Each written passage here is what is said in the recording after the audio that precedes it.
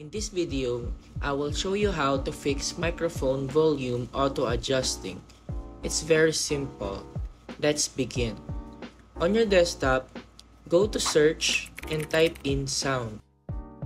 And in here, select change system sounds. In this interface, select the microphone you're using the most. Right-click it and go to property. And go ahead, click advance. And you make sure these two things are off. And go click apply.